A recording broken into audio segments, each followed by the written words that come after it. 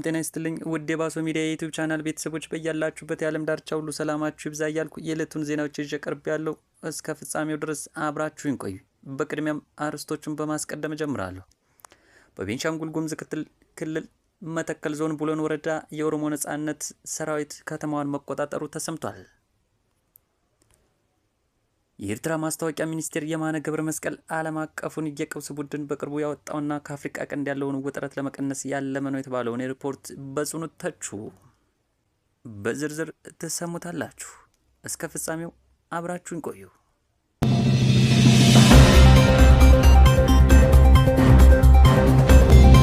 በቤንሻንጉል ጉሙዝ ክልል መተከል ዞን ቡለን ወረዳ ውስጥ የኦሮሞ ነጻነት ሰራዊት በመንግስት መጠሪያው ሸኔ ታጣቂዎች እንቅስቃሴ መጨመሩንና በነዋሪዎች ላይ ስጋት እየፈጠረ መሆኑን የደረሰን መረጃ ያመለክታል። የቡለን ወረዳ ነዋሪዎች እንደገለጹት የታጣቂ ቡድኑ አባላት በሙራ ቀበሌ ደሃን በተባለ ጎጥ ውስጥ በግልጽ ሲንቀሳቀስ ይታያል። በተጨማሪም በማጣ ቀበሌ ብልቃንዲ በተባለ ስፍራ በታጣቂዎች ብዛት ሰፍረው እንደሚገኙ ተመላክቷል። ይህ በወረዳው የተለያዩ ቀበሌዎች የታየው ሰፊ ስርጭት የአካባቢው ሰላምና ጸጥታ አደጋ ላይ እየጣለ መሆኑን ነዋሪዎች በምሬት ይገልጻሉ። ታጣቂዎቹ ከአካባቢው ነዋሪዎች ላይ ሰዎችን እያገቱ መሆኑንም ተገልጿል። በባሩዳ ቀበሌ አይሽ በተባለ ጎጥ የሚኖር አንድ የ19 ዓመት ወጣት በታጣቂዎቹ ተይዞ መወሰዱን የዓይን እማኞች አረጋግጠዋል። የታጋቹ ወጣት ዕጣ ፈንታ እስካሁን ያልታወቀ ሲሆን ድርጊቱ በወላጆችና በወጣቶች ዘንድ ከፍተኛ ድንጋጤንም ፈጥሯል። መተከል ዞን ባለፉት ዓመታት በተደጋጋሚ የጸጥታ ችግር የሚታይበት ቀጠና መሆኑ ይታወቃል።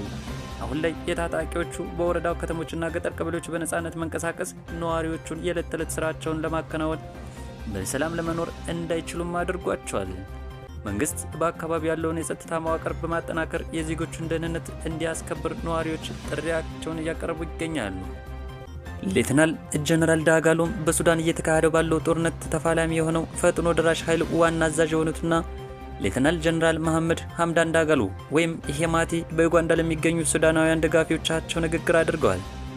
በዚህ 22 ደቂቃ በሚረዝመው ንግግራቸው በርካታ ጉዳዮች ያነሱ ሲሆን ከዚህ ውስጥ ራዲዮ ዳባንጋ የተሰኘው ለንባብ አብቅቶት ተመልክተናል። ሌተናል ጀነራል ዳጋሎ ንግግራቸውን የጀመሩት የአልቡርሃን ጦር ኃይል ለ4 ዓመታት ለጦርነት ሲዘጋጅ መቆየቱን በመጥቀስ ሲሆን ይህም ደም አፋሳሽ ጦርነት በመካሄዱም ይቅርታ ጠይቀዋል። ሲቀጥሉም እኛ ጦርነት ውስጥ በመግባታችን እጅግ እናዝናለን፣ ነገር ግን ክህደት ተፈጽሞብን ነው። ክህደት ለነሱ አዲስ ነገር አይደለም፣ አልቡራቱንም ክደዋል በማለት ገልጸዋል። የሱዳን ፖሊስ ከጦር ኃይሉ ጋር ወግኖ ባለማወገቱ ምስጋናቸውን አቅርበው ይህ የህልውና ጦርነት በመሆኑ እየተዋጋን ያለነው ለእናንተ ነው ሲሉ አስታውቋል። ጀነራል ዳጋሎ ውጊያው እያካሄዱት ያሉት የአልቡርሃን ጦር ጋር ብቻም ሳይሆን በሙስሊሙ ብራዘርሁድና ሌሎች ዓለም አቀፍ ተቋማት ጋር በመሆኑ ለዚህም የተለያዩ አይነት ድሮኖች ምስክር መሆናቸውን ገልጸዋል።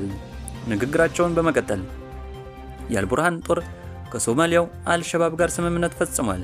ይህ ስምምነትም በእነርሱ ታንኮች ለማዋጋት ነውም። ከትግራይም ወታደሮችን አስመጥቶ አሰልፏል። በራሳል ሱድር አካባቢ ያሉት የውጭ ሀገር ዜግነት ያላቸው ወታደሮች ናቸው። በግብጽ ድንበር ማቅረቢያ እንዲሁ የውጭ ሀገር ዜጎች ወታደሮች ተሰማርተዋል በማለት አስረድተዋል። የጦር ኃይላቸው ከዋና ከተማዋ ካርቱም የለቀቀበትን ምክንያት ሲያብራሩ ደግሞ አልቡርሃን በደህንነት ኃይላችን ውስጥ ሰርጎ መግባት ችሎ ነበር። በዚህ ላይም ከፍተኛ መጠን ያለው ድሮን የሐሰት ፕሮፓጋንዳ ስላሰለፈብን ነው በማለት ገልጸዋል። ጀነራል ዳጋሎ ጨምረው ከጎረቤት ሀገራት ከአልቡርሃን የድሮን ድጋፍ ባይደረግ ኖሮ አሁን ጦርነቱ ተጠናክሮ እንደነበር ጠቅሰው እኛም አሁን ፖርት ሱዳንን ጨምሮ መላ ሀገሪቱን እንቆጣጠር ነበር በማለት አስታውቋል።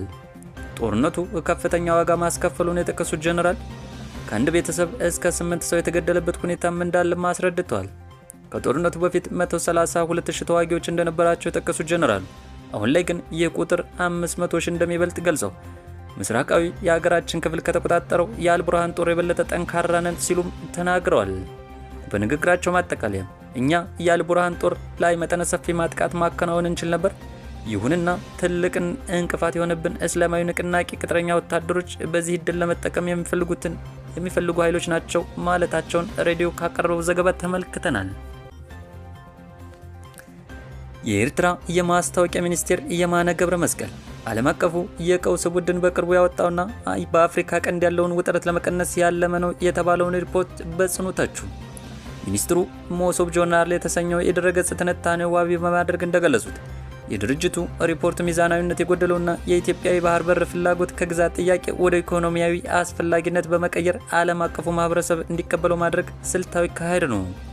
ሚኒስትሩ የማነ ዋቢ ያደረጉት ትንታኔ የጥናት ቡድኑ ኢትዮጵያ የምትፈልገውን ሉዓላዊ የባህር በር እንደ አንድ ህጋዊ ጥያቄ መቅረብ ይተቻል። እንደ ትንታኔው ከሆነ ሉዓላዊ የሚለው ቃል ጥያቄው ከንግድና ሎጂስቲክ ባለፈ ወደ ግዛት ይገባኛል ጥያቄ መሸጋገሩን ያሳያል።